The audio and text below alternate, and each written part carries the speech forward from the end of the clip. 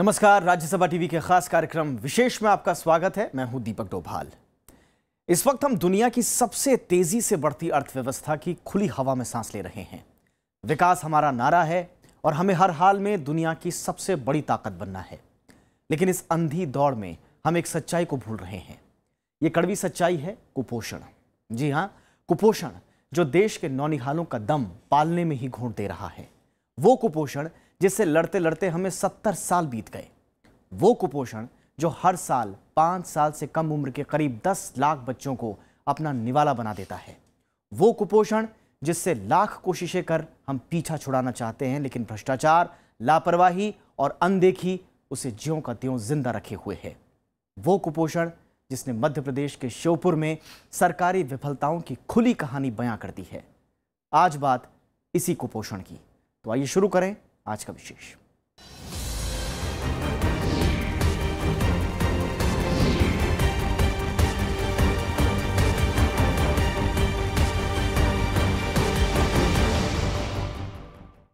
देश जब आजाद हुआ तो कुपोषण खत्म करना आजाद मुल्क की पहली प्राथमिकताओं में से एक था।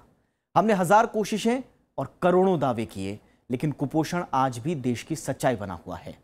देश की स्वास्थ्य सुविधाओं की कलई हाल ही में मध्य प्रदेश के श्योपुर जिले ने खोली, जहां सैकड़ों बच्चे कुपोषित पाए गए। कई संगठन तो यह भी दावा कर रहे हैं कि करीब 40 बच्चों की मौत हो चुकी है। राज्यसभा टीवी ने श्योपुर जिले में कुपोषण की जमीनी पड़ताल की।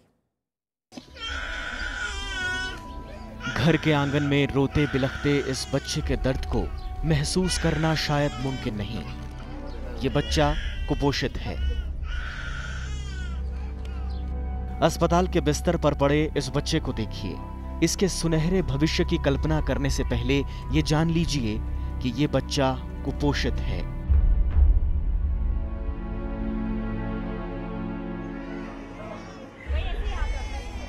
अटखेलियां करने की उम्र में सांसों से जद्दोजहद करता ये बच्चा भी कुपोषित है। मध्य प्रदेश का श्योपुर जिला ऐसी सैकड़ों तस्वीरों का गवाह बन चुका है। 70 साल के आजाद भारत के इस इलाके में सैकड़ों बच्चों का बचपन भूख से तड़प रहा है। इन बच्चों में किसी डॉक्टर, इंजीनियर को मत तलाशिएगा। इनकी आंखों में भूख को देखिए।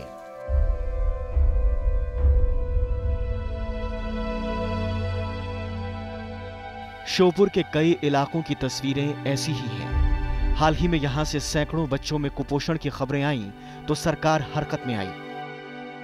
11 टीमों ने दौरा शुरू किया और पहले 3 दिनों में ही करीब 250 बच्चे कुपोषित पाए गए। बाद में यह आंकड़ा 461 हो गया। इसमें 100 से भी ज्यादा बच्चे अति कुपोषित की श्रेणी में पाए गए। दुनिया की आर्थिक महाशक्ति बनने की होड़ में खड़े देश के लिए ये बेचैन करने वाले आंकड़े हैं, लेकिन कई संगठन और कड़वी हकीकत का दावा कर रहे हैं। उनका मानना है कि जिले में अगस्त से अब तक 40 बच्चे दम तोड़ चुके हैं। श्योपुर के गांव में जाकर इस बात को अच्छे से महसूस किया जा सकता है कि दरअसल ये हालत क्यों है। आंगनवाड़ी में साहब ये स्थिति है कि दलिया आता है, वो दलिया नहीं बढ़ता है। यहाँ मवेशी खाती है और जो बढ़ता है तो बेकार थैली आती है। वो दलिया नहीं मिलता है, बाल बच्चे को भगा देते हैं। यहाँ कुपोषण फैल रहा है, बाल बच्चे को परेशानी आती है। बाल बच्चे को मरीज हो जाते हैं तो डॉक्टर देखते नहीं।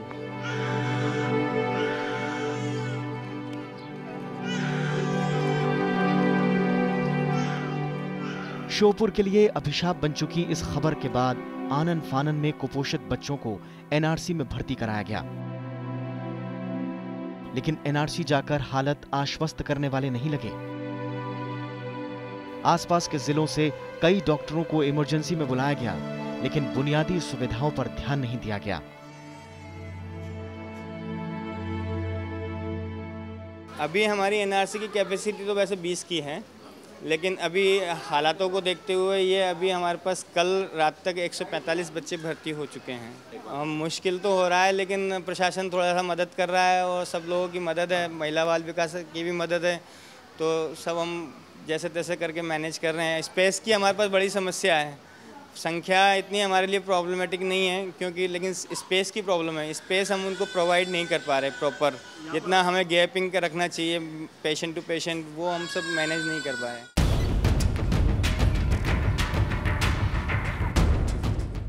बीते कई महीनों से श्योपुर, कराहल, विजयपुर इलाकों में कुपोषण से मौतों की खबरें मिल रही थीं। फिलहाल सरकारी महकमा चुस्त दिख रहा है। महिला और बाल विकास, यूनिसेफ और स्वास्थ्य मिशन की 11 टीमों ने 90 गांव का दौरा भी किया और आंकड़े भी इकट्ठा किए।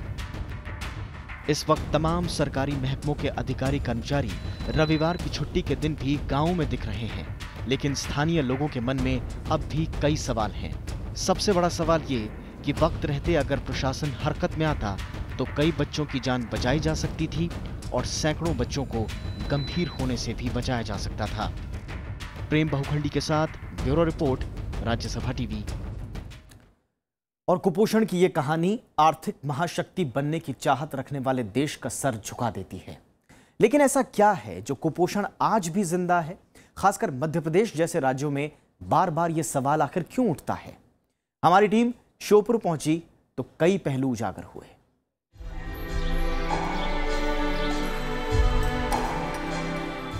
अस्पताल के बिस्तरों में जिंदगी से जूझते ये बच्चे ज्यादातर एक ही आदिवासी समुदाय से हैं।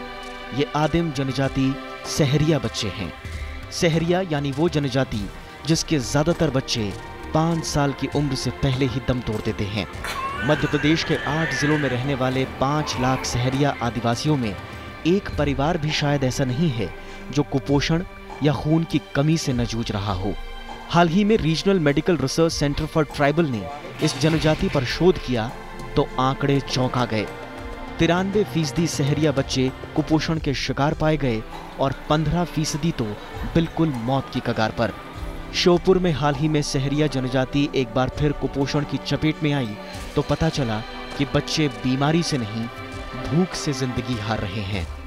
इसके पीछे बेसिकली एक कारण तो बिल्कुल सही है कि खाना नहीं मिला है इनको अच्छे से। सबसे बड़ी बात यही है, अच्छे पौष्टिक तत्व नहीं मिले हैं जो मेरे पास। अब और ये सब इनका फैमिली इशू हो सकता है जैसा भी है, बट हाँ सबसे इम्पोर्टेंट चीज़ ये है कि इनको खाना नहीं मिला है, जिसकी वजह से ये बच्चे कुपोषित हुए हैं। बीते दशकों में देश के कोने कोने में स्वास्थ्य गया, शिक्षा गई, स्कूल और सड़कें गईं, लेकिन सहरिया विकास की आंच से आज भी कोसों दूर हैं। रोजगार की कमी से रोटी नहीं और रोटी नहीं तो स्वास्थ्य कैसा? कुपोषण बच्चों से पहले माओं को चपेट में ले रहा है कि जो हमारी माताएं हैं वही कमज़ोर हैं, है ना, इलिटरेट हैं, वो कमज़ोर हैं, उनके बच्चे कमज़ोर होते हैं। दूसरा पॉवर्टी है ना, तो उनको बच्चे को खाने को नहीं मिल पाता, खाने को नहीं मिल पाता है तो इन्फेक्टेड हो जाते हैं, तो एक विशियस साइकिल बन जाता है। कुपोषण, संक्रमण, फिर कुपोषण। मध्य प्रदेश कुपोषण को लेकर दशकों से बदनाम रहा है। राजस्थान और ओडिशा जैसे राज्यों को मिलाकर यह इलाका समूचे दक्षिण एशिया के सबसे कुपोषित इलाकों के तौर पर बदनाम है। कुछ सरकारी प्रयास जमीन पर दिखते जरूर हैं। मसलन आंगनबाड़ी, एएनएम और आशा जैसे कदमों ने तस्वीर बदली, लेकिन श्योपुर में खुद यही लोग अब सरकारी दावों की कलई खोल रहे हैं। कुपोषित ऐसे थोड़ी हम समझाएंगे कुपोषित हट जाएगा, नहीं ऐसे नहीं हटेगा। उनके लिए, बच्चों के लिए व्यवस्था पूरी होनी चाहिए सर। हम ये नहीं कि शासन परेशान है, हो सकता है मेरे बच्चे मेरे सामने बैठे रहते हैं, बच्चे तो भूखे बैठे रहते हैं बच्चे, तो वो मैं जानती हूँ, जहाँ मेरा दिल जानता है, लेकिन उस बच्चों को पैक्टों में ही दे दो बच्चों को। हमारी टीम ने श्योपुर जाकर सरकारी प्रयासों को टटोलने की भी कोशिश की। पता चला कि कुपोषण के लिए सिर्फ अशिक्षा और रोजगार ही जिम्मेदार नहीं, बल्कि सरकारी अनदेखी भी जानलेवा साबित हो रही है। कुपोषण से पीड़ित अकेला करहाल इलाका ही 80% वन क्षेत्र में आता है। ऐसे में जनजातीय आबादी खाने पीने के लिए जंगल और खेती पर निर्भर है, लेकिन प्रशासन खुद ये मान रहा है कि यहाँ खेती किसानी लायक हालात नहीं हैं। नतीजा, लोग भुखमरी की कगार पर पहुँच रहे हैं। तो फॉरेस्ट एरिया होने से जो वहाँ के आपके कराल क्षेत्र के लोग हैं, चाहे सहरिया जनजाति के लोग हों चाहे दूसरी जनजाति के लोग हैं, यहाँ पे आपके कृषि का उपज अधिक मात्रा में नहीं हो पाता है, क्योंकि फॉरेस्ट एरिया होने से यहाँ पे सिंचाई के साधन भी नहीं है। जिस प्रकार के आउडा डैम के पानी सिंचाई होती है, जिस प्रकार से आप चंबल कैनाल की सिंचाई होती है, ये आपके कराल क्षेत्र में 1 हेक्टेयर भी इन दोनों डैम से सिंचाई नहीं होती और न ही इतने बड़े डैम हैं। जिन इलाकों में सहरिया और दूसरी जनजातियों की बसावट है, वहां बुनियादी सुविधाओं की कमी और जानलेवा साबित हो रही है। हाल ही में 233 सहरिया बहुल गांव ऐसे पाए गए जहां साफ पानी नहीं है। नतीजा, भूख के बाद गंदा पानी लोगों की जान पर भारी पड़ रहा है। इलाके की 80% आंगनबाड़ियों में लापरवाही का बोलबाला है। लेकिन ना तो आप किशोरियों को वहाँ पे दे रहे हैं। अगर किशोरियाँ ही आपकी बढ़ जाएंगी, अच्छी तंदुरुस्त होंगी, तो वो गर्भवती जब माँ बनेगी तो मुझे लगता है कि वहाँ से कुपोषण बनना चालू होता है किशोरी से, तो वो कम हो जाएगा। लेकिन यहाँ पे आप स्थिति देखेंगे कि आंगनवाड़ियाँ या तो बंद रहेंगी, अगर खुलती भी हैं तो उनका टाइम लिमिट है, मंगलवार के मंगलवार, क्योंकि मंगलवार के मंगलवार पैकेट मिलेगा या फिर टीकाकरण होगा, इसलिए वो खुलती हैं। या कोई अधिकारी भी टाइम आएगा तो मंगलवार को। लेकिन अगर उनको इस चीज़ में अगर कह दें कि ये जिम्मेदारी जैसे गाँव में रखा है, तो गाँव में किस कारण से रखा है? सर्वोच्च न्यायालय पहले ही निर्देश दे चुका है कि एकीकृत बाल विकास योजना के तहत नियमित रूप से 6 साल तक के बच्चों को 300 कैलोरी और 8 से 10 ग्राम प्रोटीन युक्त भोजन मिलना चाहिए, और यदि मामला कुपोषित बच्चों का है तो उन्हें इसकी दोगुनी मात्रा मिलनी चाहिए। लेकिन जमीन पर उतरने के बाद ऐसा कुछ नजर नहीं आता। खासकर श्योपुर और आसपास के इलाकों में कुपोषण की यही बुनियादी वजह समझ में आती है। प्रेम बहुखंडी के साथ ब्यूरो रिपोर्ट, राज्यसभा टीवी। देश में कुपोषण की गंभीर समस्या बनकर अभी भी आज भी कुपोषण मुंह बाय खड़ी है। गंभीर समस्या बनकर आजादी के बाद से ही इसे मिटाने के कई प्रयास हुए। कई राज्यों में कुपोषण की स्थिति सुधरी भी, लेकिन अब भी ज्यादातर राज्य इसे पूरी तरह खत्म करने में नाकाम रहे हैं। देश में हर साल लाखों बच्चों की मौत कुपोषण से हो जाती है।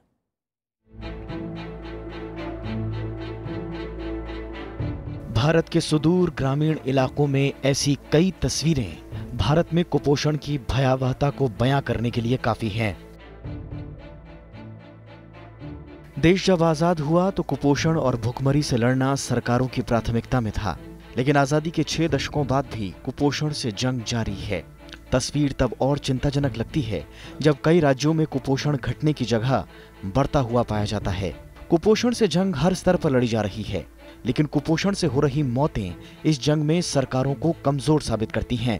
एक अनुमान के मुताबिक दुनिया भर में 5 साल से कम उम्र में मरने वाले बच्चों में 22% बच्चे भारतीय हैं।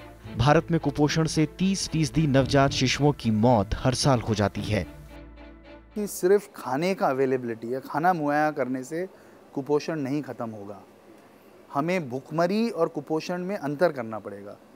हमें देखना पड़ेगा कि ये बच्चों की मौत किस वजह से हुई है। और जहाँ तक कि मेरी जानकारी है, जुआंग जो आदिवासी हैं वो सारे सरकारी योजनाओं से वंचित हैं, स्वास्थ्य की सुविधाओं से वंचित हैं, पेयजल से वंचित हैं, सैनिटेशन से वंचित हैं। तो अगर आप ऐसे समुदाय की बात करते हैं, राष्ट्रीय खाद्य सुरक्षा कानून जो है वो पर्याप्त नहीं है। आपके FCI में कितना भी गोदाम में अनाज हो, आप कितना भी अनाज बांट लें, नहीं बांटा वो अलग बात है, लेकिन कितना भी बांट लें उससे ये समस्या खत्म नहीं होगी। तमाम गैर सरकारी और अंतर्राष्ट्रीय सर्वेक्षण कुपोषण से हो रही मौतों पर चिंता जाहिर कर चुके हैं। देश में गैर सरकारी स्तर पर कुपोषण से हो रही मौतों के कई ऐसे आंकड़े मिलते हैं, लेकिन राज्यों में कुपोषण से हुई मौतों के सरकारी आंकड़े बमुश्किल ही मिल पाते हैं। हालांकि हाल ही में 19 जुलाई को मध्य प्रदेश विधानसभा में पूछे गए एक सवाल के जवाब में वहां की तस्वीर का कुछ अंदाजा लग पाया। मध्य प्रदेश सरकार ने जानकारी दी कि इस साल मई तक प्रदेश में कुपोषण से 6 साल तक के 9,167 बच्चों की मौत हो गई। प्रदेश के 51 जिलों में 152 दिनों में सबसे ज्यादा 587 मौत भोपाल जिले में हुई। भारत मुझे लगता है कि इस मामले में ऑलमोस्ट सबसे पीछे कगार में खड़ा है, और ये और भी ज़्यादा मुझे लगता है कि दुखदाई है, क्योंकि जो देश हमारे से और हमारे साथ खड़े हैं इस कगार में, वो हमसे बहुत ज़्यादा गरीब हैं। वो ना उनमें ना लोकतंत्र की व्यवस्था है, ना वो इतना अन्न का उत्पादन उनकी इतनी नहीं है, और आर्थिक विकास इतना नहीं है। फिर भी हम लोगों के पास ये सब है, फिर भी हम इस पिछले कगार में खड़े हैं। भारत में कुपोषण पर संयुक्त राष्ट्र भी चिंता जता चुका है। यूनिसेफ के मुताबिक दुनिया भर में 5 साल तक के कुपोषित बच्चों की 50% मौत महज 5 देशों में होती है। इसमें नाइजीरिया, कांगो, पाकिस्तान और चीन के अलावा भारत भी शामिल है। पिछले साल आई रिपोर्ट में संयुक्त राष्ट्र ने कहा था कि भारत में हर साल कुपोषण के कारण मरने वाले 5 साल से कम उम्र वाले बच्चों की संख्या 10 लाख से भी ज्यादा है। संयुक्त राष्ट्र के मुताबिक दक्षिण एशिया में भारत कुपोषण के मामले में सबसे बुरी हालत में है। राजस्थान और मध्य प्रदेश में किए गए सर्वेक्षणों में पाया गया कि देश के सबसे गरीब इलाकों में आज भी बच्चे भूखमरी के कारण अपनी जान गंवा रहे हैं। रिपोर्ट में कहा गया कि अगर इस ओर ध्यान दिया जाए तो इन मौतों को रोका जा सकता है। संयुक्त राष्ट्र ने भारत में जो आंकड़े पाए वो अंतर्राष्ट्रीय स्तर से कई गुना ज्यादा थे। यही वजह है कि संयुक्त राष्ट्र ने भारत में कुपोषण की स्थिति को चिंताजनक बताया था। Bureau report, Rajya Sabha TV. Bharat भले ही दुनिया की तेजी से बढ़ती अर्थव्यवस्था हो, लेकिन संयुक्त राष्ट्र की रिपोर्ट के मुताबिक सबसे ज्यादा भूखे लोग यहीं रहते हैं। कुपोषण और भूख को लेकर जारी रिपोर्ट के मुताबिक दुनिया की बड़ी आबादी खाने से महरूम है, यानी 2 जून की रोटी के लिए उन्हें रोजाना मशक्कत करनी पड़ती है।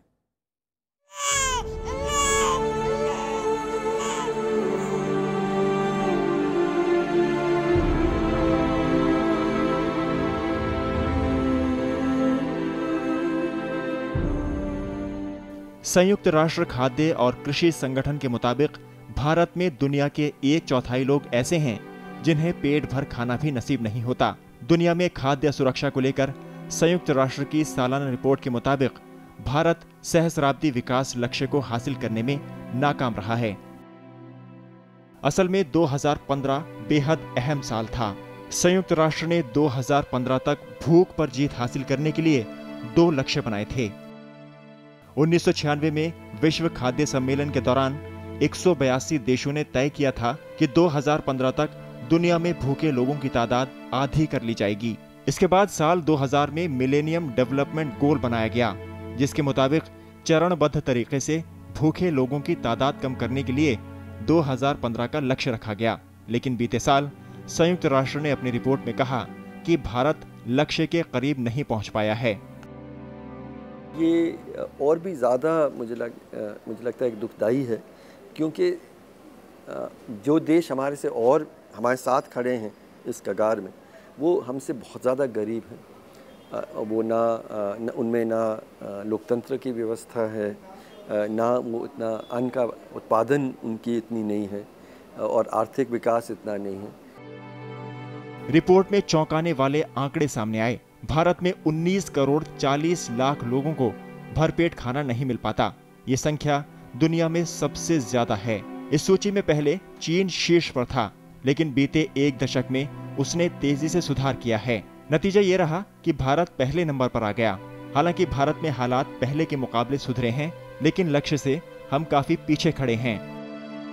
1990-1992 में देश भर में 23.7% लोग कुपोषित थे, जो 2014-2016 में घटकर 15.2% रह गए। इस तरह देखें तो भारत में 1990 से लेकर अब तक कुपोषितों की संख्या में 36% की कमी आई है। लेकिन इसी दौरान नेपाल में 65.5% और बांग्लादेश में 49.9% कमी दर्ज की गई। यानी हमारे छोटे पड़ोसी देशों ने ज्यादा बेहतर काम किया। बांग्लादेश ले लीजिए, बांग्लादेश हमारे पड़ोस में है, नेपाल हमारे पड़ोस में है, दोनों आज हमसे आगे निकल चुके हैं। अगर आप वियतनाम को देख लें, थाईलैंड को देख लें, और कई केन्या को देख लें, अगर आप अफ्रीका में 28 देश ऐसे हैं जिनका कुपोषण दर जो है या स्टंटिंग रेट जो है वो हम लोगों से कम है। संयुक्त राष्ट्र के मुताबिक 1990-1992 में भारत में 21 करोड़ लोग कुपोषित थे और चीन में 28 करोड़। 2000-2002 में यह आंकड़ा 18 करोड़ और 21 करोड़ का था, लेकिन 2005-2007 में आंकड़ा पलट गया।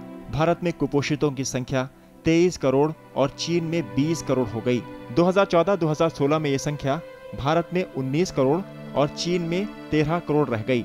जाहिर है बीते 2.5 दशक में चीन ने इस मामले में गंभीर काम किया है। हालांकि बच्चों के मामले में स्थिति चुनौतीपूर्ण बनी हुई है। राज्यसभा में 5 मई 2016 को एक प्रश्न के जवाब में बताया गया कि 31 दिसंबर 2015 तक देश में कुपोषितों की संख्या करीब 2 करोड़ थी। इसमें मध्य प्रदेश में करीब 40 लाख बच्चे कुपोषित थे। चीन और हम लोग एक जैसे ही थे। चीन ने आर्थिक विकास किया है हमसे, लेकिन उन्होंने कुछ चीज़ें सुनिश्चित की हैं हर नागरिक के लिए। साफ पानी, इस तरह की बुनियादी ज़रूरतों को सुनिश्चित जो चीन ने किया है वो हम नहीं कर पाए हैं। हालांकि 1990 से तुलना करें तो दुनिया भर में भूखों और कुपोषित लोगों की तादाद कम हुई है। 1990 में पूरी दुनिया में 1 अरब 1 करोड़ लोगों को ठीक से पोषण नहीं मिल पा रहा था, लेकिन 2014 में यह आंकड़ा घटकर 79 करोड़ हो गया, यानी इस दौरान 21 करोड़ लोगों को खाना पहुंचाया गया। फिर भी भूख से अभी दुनिया की आधी आबादी जंग लड़ रही है। अगर इस संख्या को एक देश की आबादी मान लें तो चीन और भारत के बाद ये दुनिया का सबसे बड़ा देश होगा। दुनिया के कुछ खास इलाके ज्यादा पीड़ित हैं। उप सहारा अफ्रीका और पूर्वी एशिया में सबसे ज्यादा लोग भूखे हैं, जबकि विकसित देशों में 2% से कम लोग कुपोषण और भूख के शिकार हैं। जाहिर है विकासशील देशों के हालात आज भी बेहद चिंताजनक हैं। नवविक्रम सिंह के साथ राज यादव, राज्यसभा टीवी। भारत में कुपोषित लोगों की तादाद बेहद ज्यादा है, लेकिन बाकी दुनिया का हाल भी बेहतर नहीं है। कुपोषण की मार सिर्फ तीसरी दुनिया के देशों पर ही नहीं, बल्कि अमेरिका, रूस और यूरोप जैसे देशों पर भी है। हाल ही में वर्षों में हिंसा, विस्थापन और गरीबों की बढ़ती संख्या के चलते कुपोषित बच्चों की तादाद में काफी इजाफा हुआ।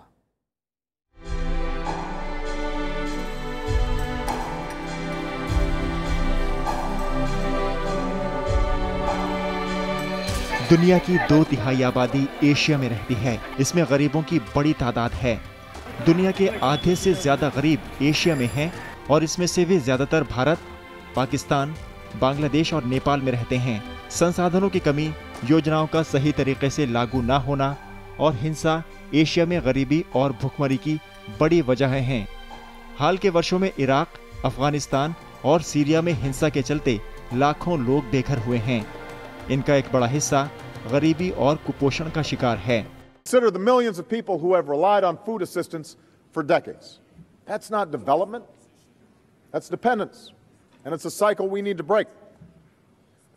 Instead of just managing poverty, we have to offer nations and peoples a path out of poverty. Asia के अलावा कई अफ्रीकी देश भी हिंसा, गरीबी, भुखमरी और कुपोषण की चपेट में हैं। 30 साल में दुनिया भर में गरीबी की दर तेजी से गिरी है, लेकिन अफ्रीकी महाद्वीप पर इसका असर नजर नहीं आता। दुनिया के तमाम गरीब देशों का 70% अफ्रीका में है। इनमें जिम्बाब्वे, लाइबेरिया, कॉन्गो, इथियोपिया जैसे देश संसाधनों के बावजूद गरीब हैं। इसके अलावा लीबिया, सूडान और सोमालिया भी हैं, जहां हिंसा और भुखमरी से बचने के लिए लाखों लोग पलायन कर रहे हैं। Many of the displaced are women, children, the elderly. There are urgent needs pretty much wherever we're looking. We've seen adults so exhausted they're unable to move, children with swollen faces, hollow eyes, other clear indications of acute malnutrition.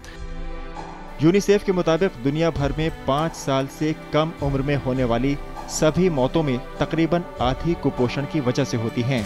हर साल दुनिया भर में करीब 30 लाख बच्चे कुपोषण से मर जाते हैं। कुपोषण की वजह से बच्चों के संक्रमण और बीमारियों के चक्र में फंसने की आशंका सबसे ज्यादा होती है। विश्व स्वास्थ्य संगठन के मुताबिक मानव जीवन के पहले 1000 दिन में अगर सही से पोषण ना मिले तो इसका सीधा दुष्प्रभाव विकास, बीमारियों को सहने की ताकत और मानसिक क्षमता पर पड़ता है। We are what we eat, what we drink, and what we breathe. Therefore, the biggest challenge we are facing is how to feed the 9 million people that we will soon be on this planet up to an adequate nutritional level, which is very different to eradicating hunger, since our cognitive and physical development depend on the quality of nutrients. पिछले कुछ वर्षों में दुनिया भर में आतंकवाद और बाहरी दखलंदाजी के चलते कई देशों में हालात खराब हुए हैं। सीरिया, यूक्रेन, लेबनान, लीबिया और यमन जैसे तमाम देशों में लाखों लोग बेघर हैं। इसकी वजह से कुपोषित बच्चों की तादाद तेजी से बढ़ रही है। विश्व बैंक के मुताबिक विकासशील देशों में 89.6 करोड़ लोग 127 रुपये प्रतिदिन से कम पर गुजर बसर करते हैं। इन देशों में करीब 79 करोड़ लोग कुपोषित हैं। हालांकि पिछले कुछ वर्षों में दुनिया भर में प्रति व्यक्ति खाने की उपलब्धता बढ़ी है। इस समय दुनिया के हर व्यक्ति के लिए करीब 2220 कैलोरी उपलब्ध हैं, बशर्ते ये कुप्रबंधन लूट या चोरी का शिकार न हों। जैगम मुर्तजा, राज्यसभा टीवी।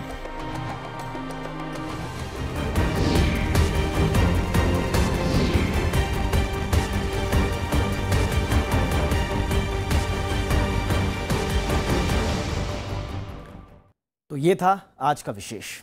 नमस्कार।